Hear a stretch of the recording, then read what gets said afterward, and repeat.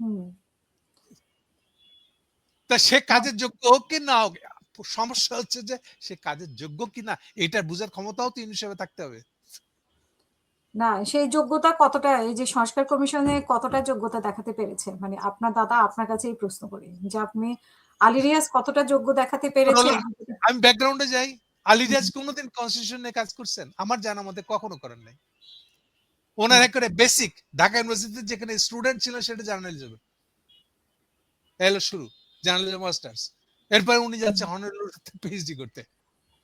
তারপর শুনেছি ওখানে গিয়ে তিনি আইআর টাইপের জিনিসপত্র পড়ছেন, মানে জার্নালিজম থেকে বাড়ি গেছে। ঠিক আছে, কনস্টিটিউশন নিয়ে কনস্টিটিউশনালি কাজ করা প্রসঙ্গ নিয়ে এটা যথেষ্ট শক্ত বিষয়, এবং কনস্টিটিউশন নিয়ে সেই কথা বলতে পারে, কাজ করতে পারে, তা কিঞ্চিত অর্ধেক ফিলোসফি সম্পর্কে ধারণা থাকতে হবে, শুধু পলিটিক্স হলে হবে না।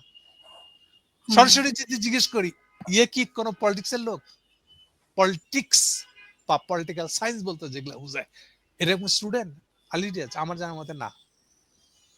তার উপরে ওনার সবচেয়ে ডিমেরিট হলো উনি হলেন কমিউনিস্ট, অর্থাৎ চিন্তার বেসটা দাঁড়ায় আছে কমিউনিজম। ওই যে যেটা মাস্টার্স পড়ার আগে ইউনিভার্সিটি থাকার সময় যে বাসদ করতেন, জাসদ বাসদ করতেন, ওইটা রয়ে গেছে ওনার মাথার ভিতরে। এমনকি হুম, মাঝে ওনার যে এই যে আপনার ইয়ে আপনার এই যে এখন যে ফেলো হয়েছে আমেরিকান থিঙ্ক ট্যাঙ্ক হুম, গুলার, হুম, তো এক ফেলো থেকে আরেক ফেলো হওয়ার মাঝখানে কখনো কখনো গ্যাপ থাকে, ওনার একটা গ্যাপ ছিল। এই ফাঁকে উনি যতগুলা টক শো করেছে কোনো সব জায়গায় উনি অ্যাজ এ কমিউনিস্ট আর্গু করছেন। হুম। এটা তো প্রমাণ করে যে ওনার মাথার ভিতরে যে কমিউনিজমের বেস আইডিয়া গুলো রয়ে গেছে, এগুলো তো থেকে গেছে। কেন বললাম কমিউনিস্টের সমস্যা কি? সমস্যা হলো এই যে কার্ল মার্কসের কাছে কনস্টিটিউশন বলে কোনো, তার ভোকাল বডিতে এরকম কোনো শব্দ ছিল না।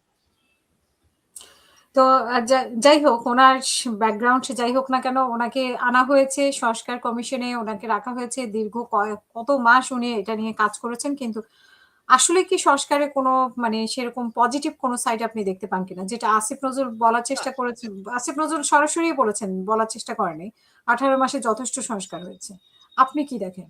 আসিফ নজরুলের কথা শুনে মনে হয় যে উনি পরবর্তীতে যেটা শুনতেছি কথা সত্য আসলে ইনু সাহেব ট্রাই করতেছেন নিজে প্রেসিডেন্ট হওয়ার পরবর্তীতে।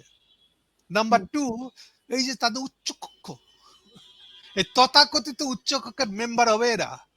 ইনু সাহেবের এই 100 জনের ভিতরে 100 জনের উপরে তার কন্ট্রোল, তার সিলেক্টেড লোকেরা ওইটার মেম্বার হবে। এটা কার তার সাথে চুক্তি হচ্ছে? মানে কে ক্ষমতায় আসতেছে আর কে এটা এনশিওর দিচ্ছে? সে ধরে নিচ্ছে যে সে প্রেসিডেন্ট থাকবে নতুন ক্ষমতায়, আর এই আসিফ নজরুল হবে তার সঙ্গী। সেটার হুম, কারণ দেখেন, নাহলে ওনারা সফলভাবে কাজ করেছেন কি করেছেন না এটা এখন বিক্রি করা আসিফ নজরুলের কি দরকার?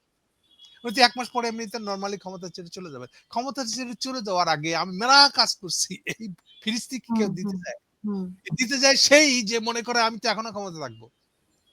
হুম। তো এরকম কোনো চুক্তি কি হয়েছে বিএনপি বা জামাতের সাথে? না, ষড়যন্ত্র তথ্য আমি দেই না। ফলে এর হুম। চুক্তি করতে হবে কেন? চুক্তি ছাড়াও কি কথা বলা যায় না? হ্যাঁ, এখন যে আলোচনা হচ্ছে আলাদা, আলাদা আলোচনা আমার হচ্ছে। জানার আরো মতে এরকম আলোচনা। আলোচনা আছে, পরিকল্পনাও আছে। হুম, ইউনূস সাহেব কাউকে এটা করতে বলেছেন। এর চেয়ে বেশি বলতে পারব না। হুম, এর চেয়ে বেশি বলতে পারবেন না। কাউকে বলেছেন। তো এখন হ্যাঁ, যে কাউকে আলাদা, হয়তো আলাদা বলেছেন। ইভেন এটাও বলেছেন যে উনি ৯ মাস পরে তো ক্ষমতা আসতেছেনই। আচ্ছা। ৯ মাস কেন? ৯ মাস এইজন আচ্ছা আলী রিয়াজের কথা বলতেছিলেন আপনি। এই হুম, যে হুম, হুম। দেখেন কনস্টিটিউশনটা ঠিক করার পরে, মানে ইলেকশনটা ঠিক করার পরে ২৯০ দিন পরে এই যে আপনি হ্যাঁ না ভোট বানাইতেছেন, এই ভোট দেওয়া যায় না দেওয়া তাই, গণভোট হওয়া যায় না হওয়া তাই। কেন? হুম, কারণটা হলো এই ধরা যাক গণভোটের সবগুলোতে ১০০% হ্যাঁ ভোট দিছে পাবলিক। তাহলেও এই সংস্কারে যা যা কিছু লেখা আছে এর একটাও বাস্তবায়িত হবে না। হবে কি হবে না এটা সম্পূর্ণ নির্ভর করে পরবর্তী সংসদের উপরে, এই গণভোটের উপরে না। আমাকে বুঝাইতে পারছি? না হলে আমি আবার বলবো। না সেটাই। পরবর্তী গণভোটে হ্যাঁ জিতলো না, না জিতলো সেটার উপর ডিপেন্ড করতেছে না। কিছু জানে ডিপেন্ড না। করতেছে এরপর যে নির্ভর পরের করে না, সংসদে এর উপর নির্ভর করে না যে ওই জিনিসটা কনস্টিটিউশন অটোমেটিক্যালি অংশ হয়ে যাবে। হুম, কনস্টিটিউশনে ওই জিনিসটা যেটা হ্যাঁ ভোটে জিতছে বা না ভোটে জিতছে সেটা অটোমেটিক্যালি কনস্টিটিউশনে যাবে না। কনস্টিটিউশনে যাবে কি যাবে না এটা ঠিক করবে আবার পরবর্তী সংসদ। ওকে, এখন ঠিক আছে নিশ্চয়ই। আমি শুরু হ্যাঁ, করি এখন তাহলে ঠিক আবার। আছে।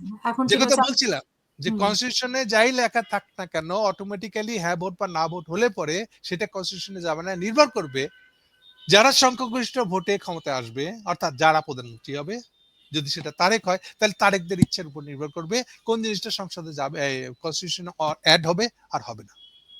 তাহলে এই নিয়মটা বানাইছে কে? এইটাই হচ্ছে আলী রিয়াজ বানাইছে। এটা কি তার গাদামও বলবো নাকি জেনে শুনে এটা করছে বলবো?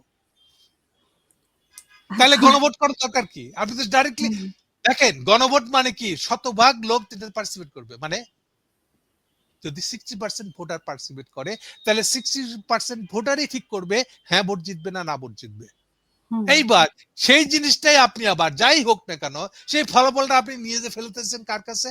যে ক্ষমতাসীন জয়লাভ করবে, সংখ্যাগরিষ্ঠ ভোট পায়। সংখ্যাগরিষ্ঠ ভোট আমাদের এখানে কত হয়? 38% সংখ্যাগরিষ্ঠতা পাওয়া গেছে, 42% পাওয়া গেছে, 50% হুম, লাগে না।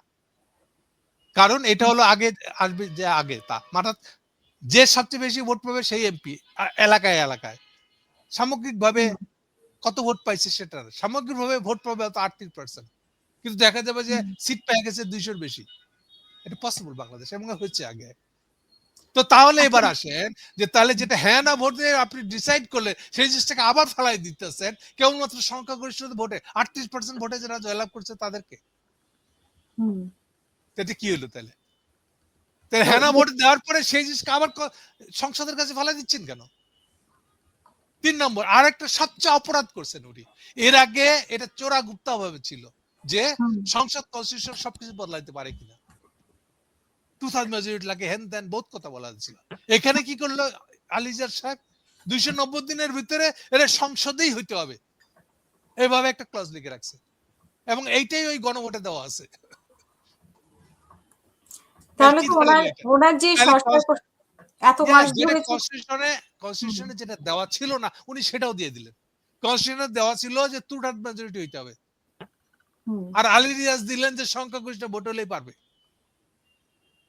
আরো সহজ করে দিলেন। এবার বুঝছেন আপনি এই লোকটার যে কনস্টিটিউশন সম্পর্কে কোনো ধারণা নাই। মার্কসের স্টুডেন্টদের কনস্টিটিউশন সম্পর্কে কোনো ধারণা থাকে না।